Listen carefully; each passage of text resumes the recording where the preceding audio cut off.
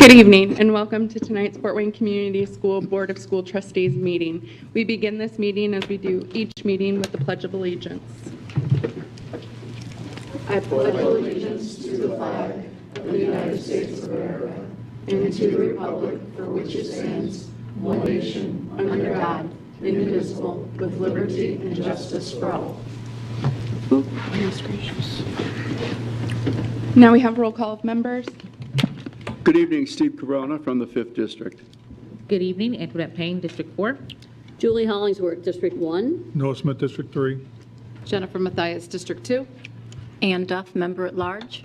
And to my left, we have Dr. Mark Daniels, Superintendent, Fort Wayne Community Schools, and Angie Filler, Clerk of the Board, and Maria Norman, Member at Large.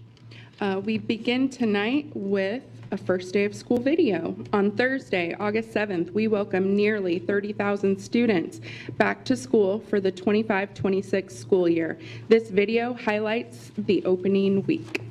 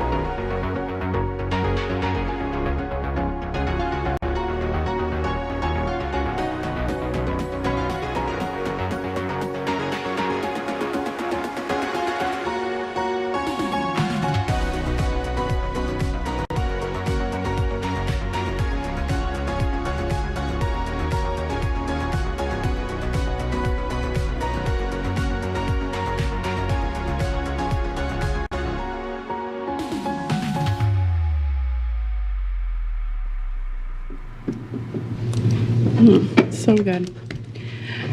Okay, next Up, we have the National School Public Relations Association Awards. It is recommended that the board recognize members of the FWCS Communication and Marketing Department for awards earned from the National School Public Relations Association. Each year, NSPRA recognizes outstanding work in the school public relations through several award programs. Fort Wayne Community Schools earned the 2025 Golden Achievement Award for its pre-K recruitment plan.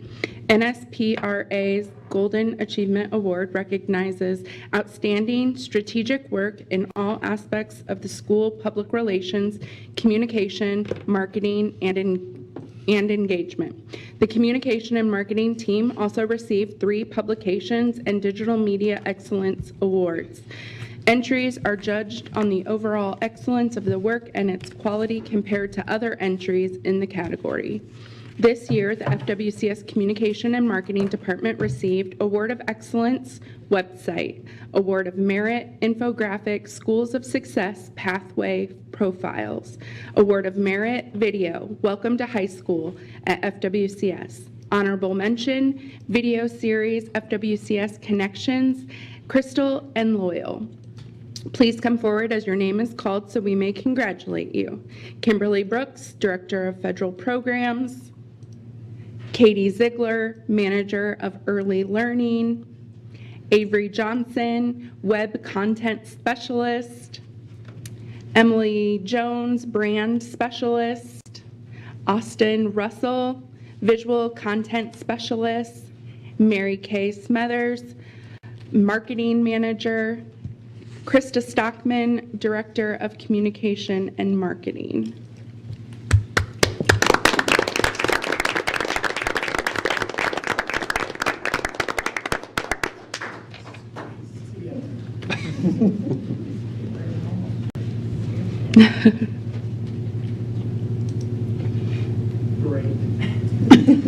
Congratulations, team. Yes, you're welcome. All right. We are to our consent agenda, which includes approval of minutes from our regular board meeting on July 28th, 2025, vouchers and payroll, the personnel report, and required disclosures. Is there a motion on the floor? So moved. Second. Thanks, Ann. Thanks, Jen. All those in favor? Aye. Any opposed? Dr. Daniel, did you? Okay. Fabulous. We have no old business, which leads us to new business. We have middle school ticketing, concessions, and storage sheds. Steve, are you up and running? Yes. Thank you. It is recommended that the board approve the purchase of sheds from Backyard Barns and More in the amount of $170,692.40. The purchase includes combination ticketing and concession sheds and athletic equipment sheds at 9 middle schools. The funding is going to come from our 2024 General Obligation Bond Fund. And Heather Krebs, Facilities Director, is here to answer any questions about this purchase, proposed purchase. Thanks, Steve. Is there a motion on the floor? So moved. Second. Thanks, Ann. Thanks, Tony. Any questions for Heather? Just one question. Don't we have 11 middle schools? We do. The middle schools that are not included in the list already have facilities of this type, so we did Gotcha. not see a need to replace them. Okay. And those are? For the, it varies, so for. Oh, okay. So yeah, different storage, that's okay. Right, okay. Just curious. I was curious with regard to the concession sheds. Will those only be located outside, or will they be inside for like basketball games and things like that? They are not inside. Okay. Some of the middle schools do have concession areas. I know specifically at Blackhawk, for instance, we just built in a concession area for their indoor events. But these are specifically for the outdoor football, track and field, et cetera. Okay, awesome. So our ticket takers finally get shelter? Yes, they do. That job might be a little more appealing for some then. Exactly. That's the hope. That's awesome. All right, any other questions? Thanks, Heather. Thank you. All those in favor? Aye. Aye. Any opposed? All right, next up, we have the renewal of insurance policies. Tony, are you up and running? I am. Thank you. It is recommended that the board approve the purchase of insurance coverage for equipment breakdown, property, general liability, inland marine, business automobile, crime, cyber, and privacy liability, educators, legal liability, and excess liability through USI Insurance Services from 2 underwriting carriers for a premium of $1,399,858. Travelers Casualty and Surety will underwrite the cyber and privacy liability policy. American Family Home Insurance Company will be our insurance company for all other policies, and Wright Specialty Insurance will remain the underwriter. Total premiums increased $34,926, or about 2.56%, with this renewal effective September 1st, 2025. Of the total increase, $32,771 was attributed to changes in exposure, while $2,078 resulted from rate adjustments. Funding will come from the Operations Fund. Michelle Kemek is Director of Fiscal Affairs, and CJ Mills with USI Insurance Service will be available to answer questions. Thanks, Tony. Is there a motion on the floor? So moved. Second. Thanks again. Thanks, Ann. Thanks, Jen. Any questions for Ms. Michelle or CJ? Just one question, Rosie, this might be better for you, but so our operations fund is, of course, taxpayer supported. And if you put together transportation and insurance and utilities, what percentage of our operations fund is that about? 60. 60? And is our operation fund increasing this year or in the future? 4% this year, and then it stays flat. Okay, okay. And this was an increase of what, 2.56% in insurance, okay. Kudos, Michelle, to you, and thank you, CJ, for 2.56, I think is really good within the overall marketplace stuff. What do you see, CJ, as far as property and casualty rates doing with all the different storms that have passed over the last years and stuff like that? Great question. You asked a similar question last year. You asked me what was the biggest concern or exposure that the district had, and I said property. So I'll give you a really, really short example. The beginning of the year, we were talking to 5 underwriting carriers that were super interested in taking a run at our property program. $1.3 billion in total insured values. It's a big ticket item. 3 of them, within a matter of months of mentioning that to me, pulled out for the year due to 5-6-figure weather events. Not here, but No. Yeah. So there's a lot to be said, and there's some folks in the room that can take some credit for this as well on how we run all the building. I mean, it's amazing what we have to do to manage all of that. The underwriting companies see that. So our property, actually, our rate was like a tick under, which is unheard of around here. So it speaks to what's going on. I am optimistic. I'm cautiously optimistic. You're in insurance, you should be, right? Yes. It's starting to turn. I mean, the property is starting to soften a little bit. It's not going the opposite direction, but as rates go up, there's more capacity being brought in because people are more interested in putting their hat in the ring, so to speak, and that competition drives things down. We just need to hope and pray for a very quiet hurricane season. But at this point, I am cautiously optimistic in the stabilization of the property. That's our biggest concern. And so remind us what you just said. It's $1.3 billion is our coverage for property alone? Total insured value. So if you think every building, chair, I mean, it adds up. Thank you. Yeah, you bet. Good question. Any other questions? Thanks, Good CJ. job, Michelle, and your team Thank for you. beating them up enough. All those in favor? Aye. Aye. Any opposed? All right. Next up, we have the Care Operative Healthcare Blue Book Renewal. Julie, are you up and running? Thanks. It's recommended that the board approve the renewal of the Healthcare Blue Book Service Agreement through July 7th, 2026. The current value of the contract is $225,000. Healthcare Blue Book Service Agreement became effective July 7th, 2023. Healthcare Blue Book is a web-based service that enables users to research specific healthcare procedures to determine the fair price parameter for such a procedure in an area and identify fair price and/or high-quality providers to perform the procedure. Healthcare Blue Book also provides a service, Blue Book RX, which seeks to reduce pharmacy costs. Blue Book RX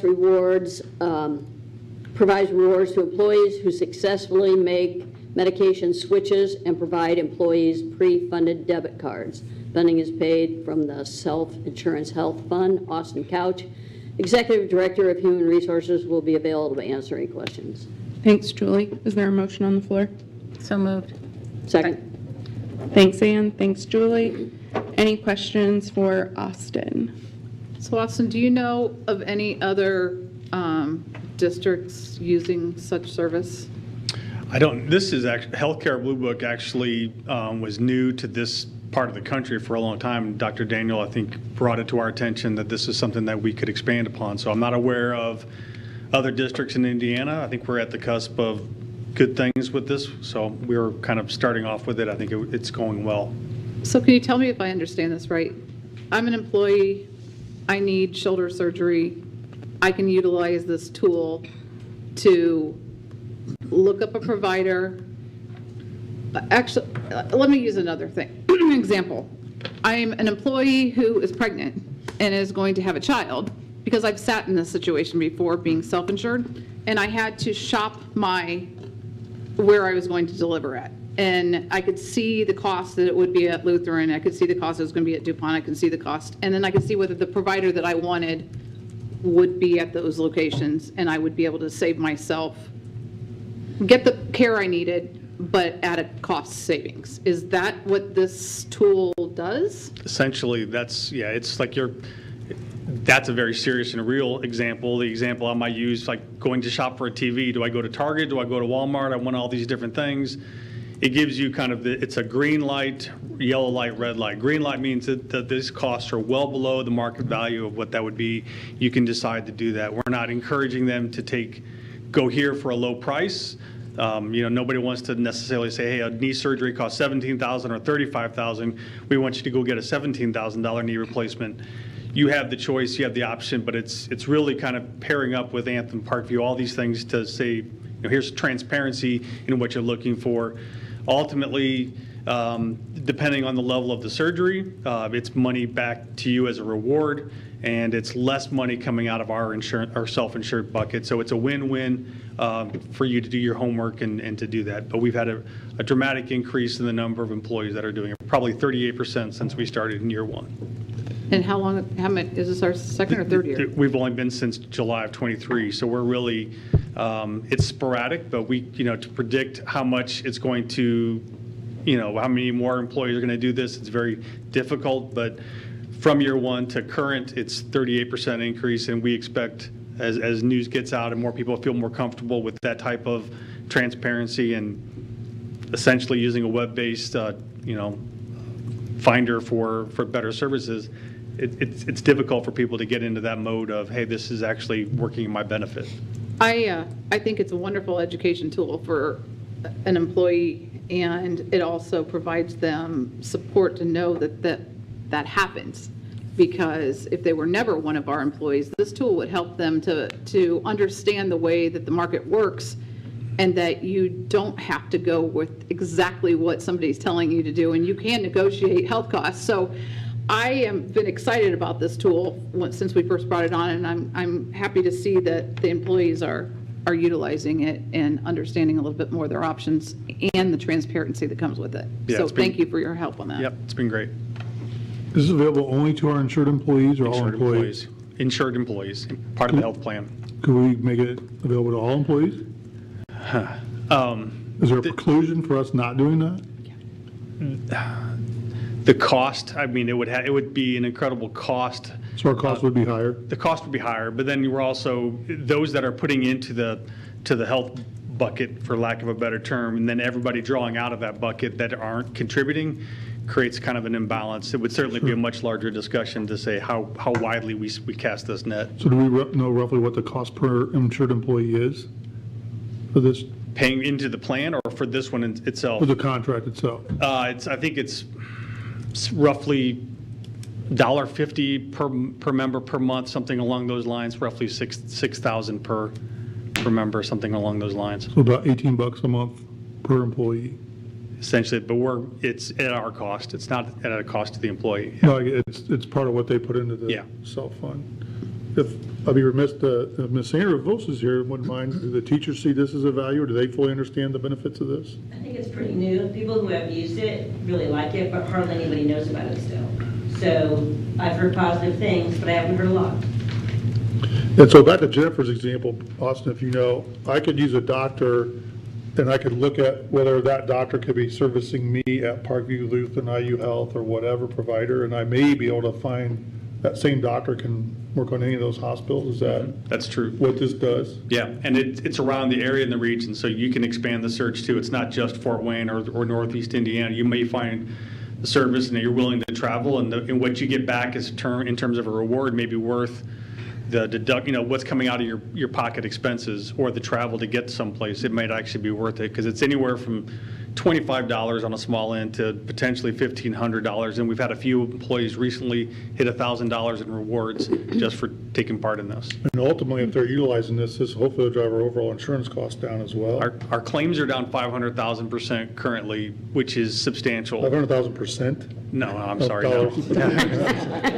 Rosie would be pretty excited if $500,000 in claims, which is substantial. Sure. We think a large part of this is because we have an increase of employees utilizing this.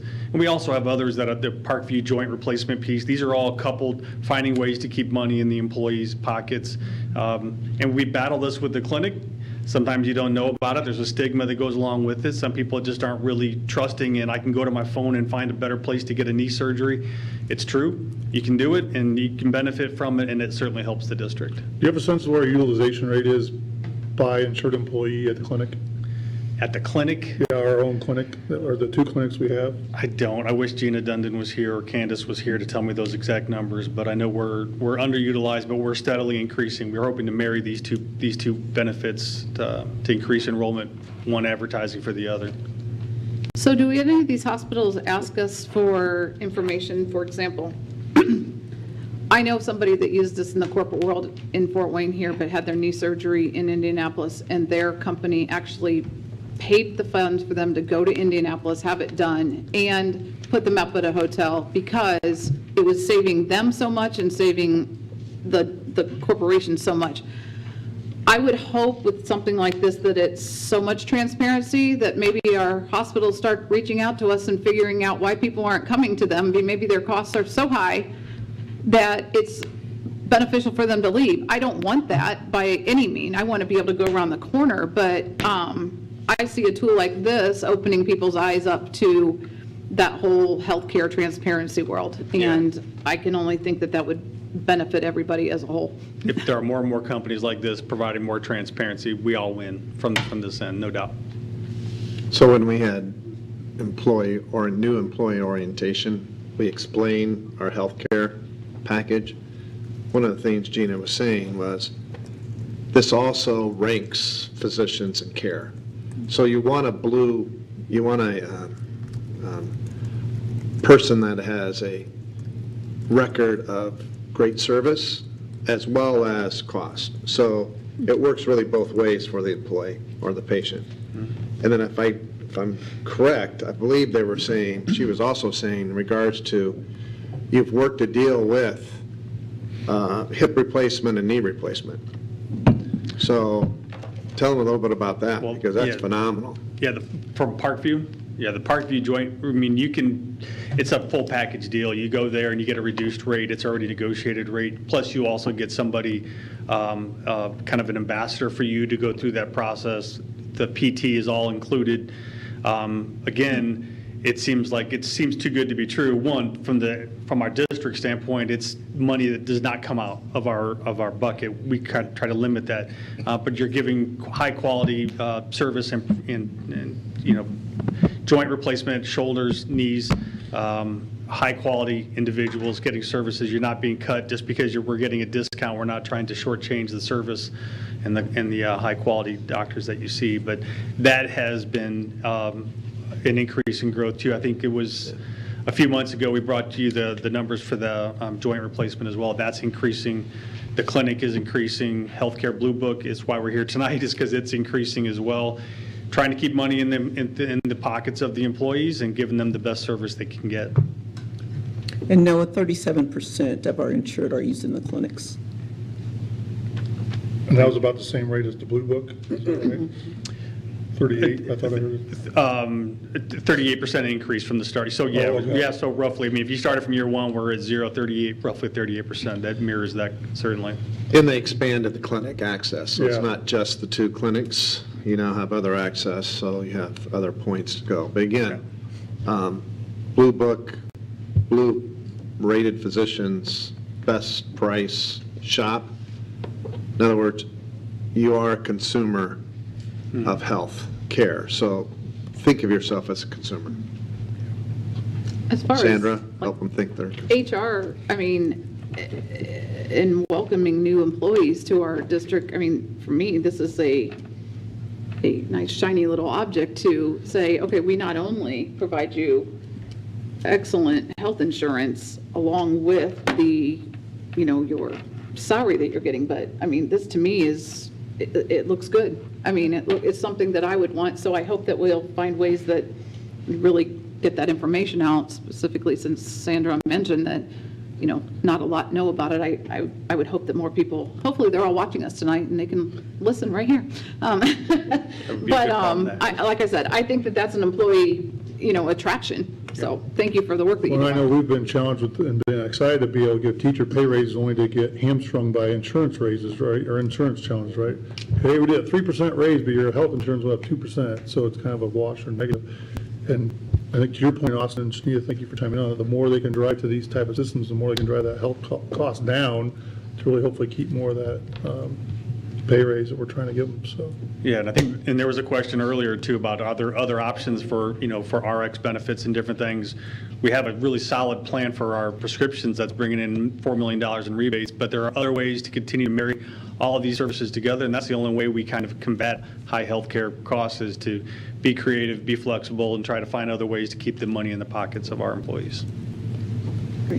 Does Blue Book get information from all providers and hospitals? Yep. Not just ones that have some sort of an agreement with them? No, their job is to go out and find and make sure that they understand all options. And I'm sure there may be options further out that don't really engage with them for us, but their job is to go out and find every option they can find and overturn every rock. And when it comes to reducing pharmacy costs, do our employees, can they access to our healthcare system cost plus drugs? I don't know if they can access that. I think that's a great question, because I think that can be paired up together with it. Is that something that we've looked at, I hope? Mm-hmm. Yep, we will definitely look at that, because I think that's a great question. Anything that can be combined is a benefit. Anything else?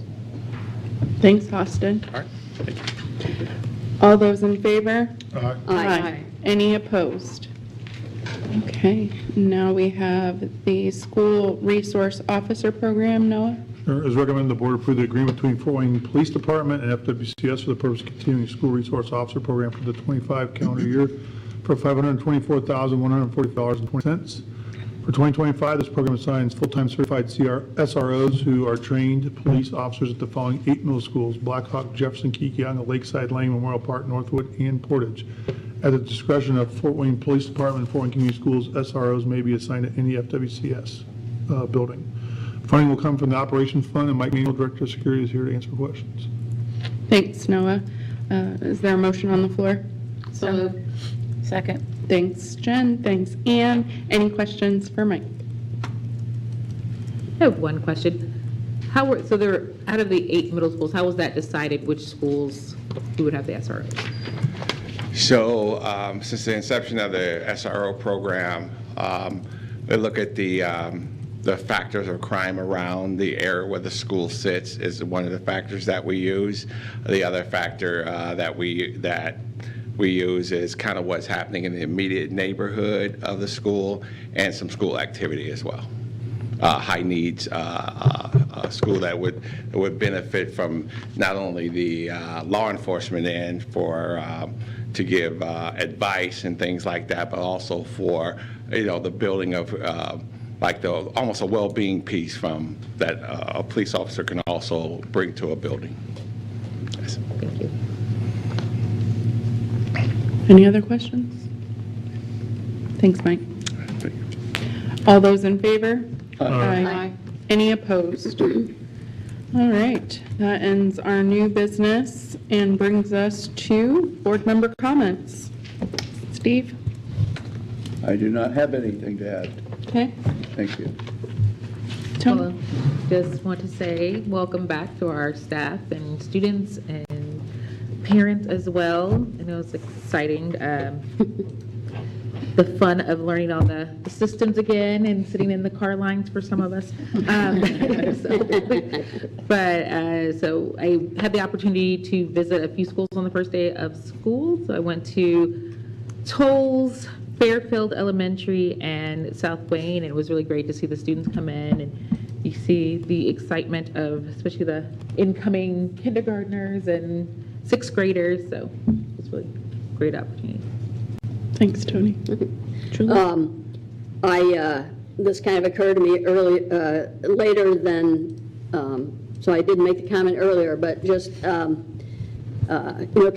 to Krista Stockman and your team. Steve and I are both old enough to remember when we didn't have a marketing department. In fact, what was your title, Krista, when you first started with Fort Wayne Community Schools? Public Information Officer. And you were a department of one, correct? Pretty much? One or two, depending on the time of right and season. Right. Yeah. But, the state told us we're supposed to compete and market ourselves, compete for students. So you do a great job, and congrats to you and your team. Thanks. And I had a great first day. Like Antoinette said, I was at Lincoln. I got there before school before the students were allowed in the building, so everybody's all lined up and, in their new outfits, and some holding hands, and some running around, whatever. And but you have to have. What a great way to start a day. Those kids are so excited. Parents are, for the most part, excited. Some a little nervous. But it was good. Thanks to Principal Scott Geist and his team at Lincoln. They were all very welcoming, and I had a great time there. I got to Shawnee after school had already started, so visited a few classrooms. With the new principal, Allison Holland, so that was fun. And then I went to Price. Visited a few classrooms there, first grade in particular, and helped them with their numbers as best as I could. And talked to Ben Hartman about the new literacy curriculum, and he said they're pretty excited about that. So again, to all students and families and parents and staff, teachers, and hope you have a great year. Thanks, Julie. Noah? I do got to go to the schools, and I won't say what time, but it was very early in the morning, thanks to Jennifer Mathias on that one. I'll let her expand on that. But then I ended up at Northwood, which was great, with Principal Lindsay Baumgartner. I always enjoy getting to see her. I will defer Julie's comment a little bit and say it is a great, shiny day to go to elementary schools first day. Middle schools is very fun, but I harken back to when I was a middle schooler, and I probably was not acting always real bright, and I saw a lot of that at Northwood, unfortunately, on Thursday. I don't know how many eighth graders walked in and said, I don't know where to go. And Principal Baumgartner has a great layout and game plan. I've been there before, and it's easily thought out and planned and all that stuff. And unfortunately have to hold their hands to get there. So, but they made it through. They did a good job as a team. I have a friend's daughter who's interning as a guidance counselor there, and said the day ended up with 2 criers and 3 pukers, which was kind of surprising at middle school. And then I went on to Shambaugh with Principal Neil Rupp and cast Principal Ian Hunter, where we just had one crier to my knowledge. It was a first grader. And she just walked in and just cried, I didn't know where to go. So helped her get her way to the school, and it was a lot of fun being at Shambaugh and meeting the new principal, Mr. Hunter. I also want to get a shout out at Shambaugh. I believe her name is Miss Laura Gilman, and I need to harken back to Miss Megan Bratmiller of St. Joe Elementary. These two ladies are part of our nutrition services team. And last year at St. Joe, and again this year at Shambaugh, which is why I was reminded of it, from last year, Miss Gilman and Miss Bratmiller knew almost all the returning students, had good conversations with the students, really worked hard to connect with the new kids they did not know. And, just there's a lot of different connections and relationships made throughout the building, not just at the teacher level. So I want to give a shout out to Miss Laura Gilman, I believe, at Nutrition Services at Shambaugh, and Megan Bratmiller at St. Joe. And I got to end up my morning that day with Riley Johnson Amp Lab, saw a lot of different kids in the classrooms. Didn't spend a lot of time there, but he was really excited about the kids in the classroom. And I got there, and he was talking to one class about coming down to see him to get some paperwork for Indiana Tech, I believe, where they could sign up for basically free college. So I know Riley was really excited about the school year, and the kids seemed to actually be paying attention and engaged, so which is neat to see on the first day of school. So I agree with Julie, always fun on the first day, especially at the elementary levels. I'll qualify that. That's it. Thank you. Thanks, Noah. Jen? I have to first have a shout out to my fellow board member Noah for taking our communications.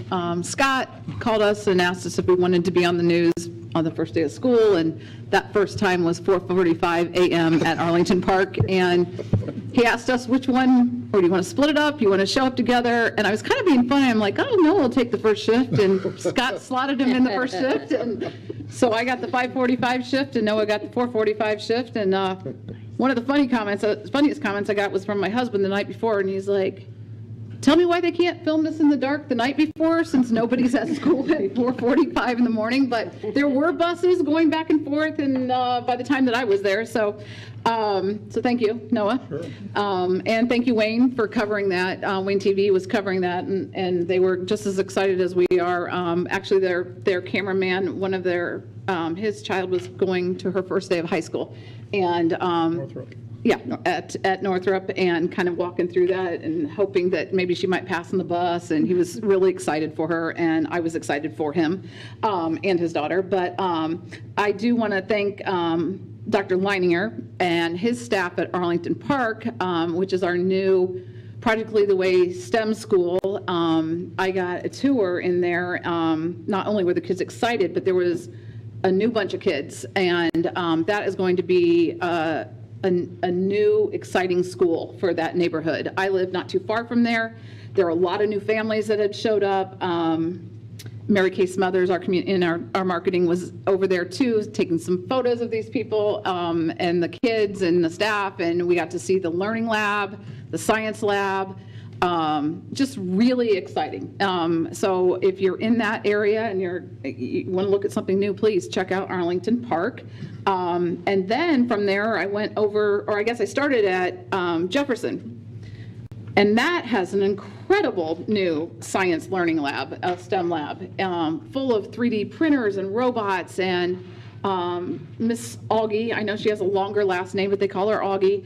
So excited to teach this new program, and it's in a beautiful new windowed area. I don't know, I want to go back to middle school, but Nick Sharon, principal over there, had things running smoothly. All of those kids were in the door with their new pickup lane and in their classes. I know it starts at 7:20. There were no more kids in line. Hardly anyone in the office looking for a schedule. They had it going on, and I'm very impressed with those two schools and excited for those students who attend those schools. So check them out if you're in the area. It was just an exciting day, the first day of school. I think that it's always exciting. Even my teacher friends and such were excited to be going back, even though, everybody wants a little bit longer summer. But so congratulations to everybody for making a very successful first day of school. I'm chuckling because my last school was Forest Park, and I made it there in time to see the kids enter, but I was very stressed out. You guys said it was fun. Like, sure, I can help. And they had the list of where the kids need to go, because a lot of the kids didn't know where their classrooms were, because they didn't show up for back to school night or whatever. And I couldn't hear the kids. What's your name? Of course, you know, they always give you their first name. Okay, what's your last name? Looking through the list, I don't know, through every single classroom. And so it took an hour, and they finally got to their classroom, because I'm so slow, But, so I maybe got 2 kids to class, and the one I sent, because I'm at Forest Park, and I'm thinking, okay, so up 1 level, that's the 2nd floor. So they were in room 2, whatever, so, okay, that's upstairs. Well, I was on level 2, it's kind of like north. So I really messed up. But it was fun. But, so I went to Northside first, and that's where my lunch buddy is a freshman now, so that was kind of fun. In the past, I've just spent time helping kids get their classes at Northside, because that is the most confusing school we have. But I just hung out with her, and she was really nervous, and she went to dance first, so that was exciting. I kept calling her Miss Wilson, but she has Mrs. Carter now, I believe, is the dance teacher's name. She got married. Since my little kid was there taking the classes they offer to the community, it's taught by the students, so I think she'll enjoy that. And I went to Lakeside, so I could tell my lunch buddy's teachers that she said hello and check them out. So I'll miss going to Lakeside, but I'm excited about getting to spend time at Northside with my lunch buddy this year. Dr. Daniel? So thank you for visiting the schools and all the staff here. And I think we were ready for the first day. So pretty evident, you know, transportation's always a tricky phenomenon. I think the second day we cut the time by over 40 plus minutes. So again, kudos to everyone. Seems as if students are remembering what happened last year in regards to the use of the weapon detectors coming into the building smoothly. And also I'm always looking for cell phone usage, and I didn't see any. So knock on wood, at least for the first week. But again, really appreciative of all and how tremendous amount of effort it takes to begin the school year. Dr. Brown does win the award, though, for visiting the most schools in a week. You got them all in, didn't you? All of them. All in. Wow. So he wins that award. Even the virtual academy. In virtual. Did you do it virtually or no? I joined personally? But I'll say I think it's going to be a great year. We have a lot of synergy, and again, when you see all the various students that we serve, from students very high achieving, but also students with needs, special needs, and you see our students interacting with those students, it is a joy to see, because again, that's public schools. And I'm speaking about my experience, and you were with me, she was there with us at Northside, and again, their applied skills class came down. And they were receiving their one-to-ones and working through their pouches and that sort of thing. But again, seeing the students all interact, but doing so in a very good spirit. It's always neat to see that. And again, you see that in our school system. So we can be very proud. Thanks, Dr. Daniel. I was able to attend our block party on the Saturday. It was the Saturday before school started, but the weather was great. It was not 175 degrees, so that was good. Thank you to all the community partners who came out, and Mary Kay, thank you so much. Your logistic email was beautiful. As someone who put together events, I was like, man, she knows what she's doing. So thank you to everyone. I know the summer was still happening, and we had a lot of FWCS staff members there. So thank you to everyone who made that work as well as it did. I was also I actually only attended Southside on Thursday, I had a freshman, and this was the first time I dropped my kiddo off at a school and didn't cry on the first day. So I was actually like, made it, I was good. It's funny that you said there were criers and pukers, and I was thinking like, I wonder how many parents we had crying, because I know I wasn't the only parent. So thank you to all of the Southside families who patiently waited in the car line. I don't know why the city decided to repave all of Calhoun during the first week of school. So that added another level of, I don't know, anguish, I guess. There's that. So thank you to all those Southside families who were very patient this week, last week, through that. Let's see, I think that's all of the comments I had. And I know some people are aware, but we did have a staff member pass away. So it's with heavy hearts that we share the tragic passing of the Fairfield Elementary second grade teacher, Miss Toni Ott. Miss Ott devoted nearly 20 years of her life to Fairfield, where she touched countless lives. Last year, she was honored as Fairfield's Teacher of the Year, and she was eagerly looking forward to welcoming her new second graders for the start of the school year. Ms. Ott will be deeply missed by our entire FWCS community. Her legacy will live on in the hearts of all who knew her. And the board just wants to send our condolences to that Fairfield staff and the Fairfield family. We know that that staff was excited for the first day of school, but also probably had some heavy hearts. So just extra hugs to that Fairfield family. And with that will end our board member comments. So is there a motion? Move we adjourn, Madam President. Thanks. Second? Second. Thanks, Steve. All those in favor? Aye. Aye. Any opposed? All right.